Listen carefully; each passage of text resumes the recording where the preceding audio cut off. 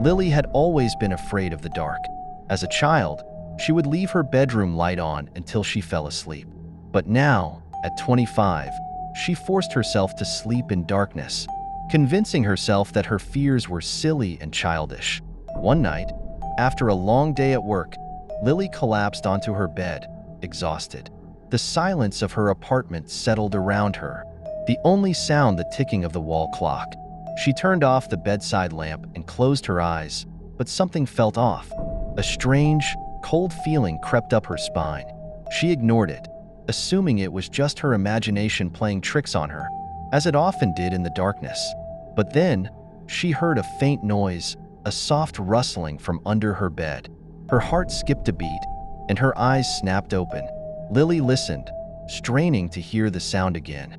For a moment, there was nothing, just the oppressive silence of her small room.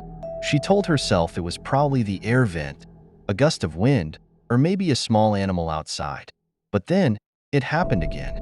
This time, the sound was clearer, something moving under her bed. Her pulse quickened as fear washed over her. What could it be?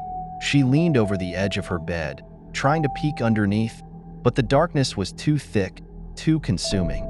"You're overthinking it," she whispered to herself, her voice shaky. Determined to prove it was nothing, Lily reached out for her phone and turned on the flashlight. She shined it under the bed, expecting to see a few stray shoes or dust bunnies. But there was nothing there, just an empty space. She let out a small, relieved breath. Suddenly, the light flickered. For a split second, she saw it, a shadow, darker than the room itself, lurking in the corner under her bed. Lily froze, her heart thudding in her chest. The shadow didn't move. It just sat there, staring back at her from the abyss. Her mind raced. Was it her imagination? A trick of the light? But as the seconds passed, the shadow seemed to grow, stretching slowly toward the edge of the bed. Fear took over. She scrambled back, pulling the covers over her as if they could protect her from whatever was lurking below. She wanted to run, scream, do anything, but her body wouldn't move. Her breath caught in her throat. The ticking of the clock seemed to grow louder, filling the room with its rhythmic sound. The shadow continued to crawl closer, inch by inch. Then, she heard it, a low, raspy whisper.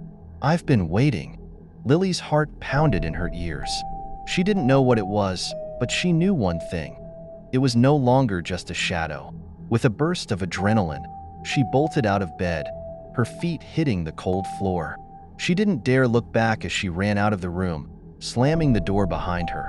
She spent the night on the living room couch, her body trembling, afraid to return to her bedroom. The next day, she packed her things and left the apartment.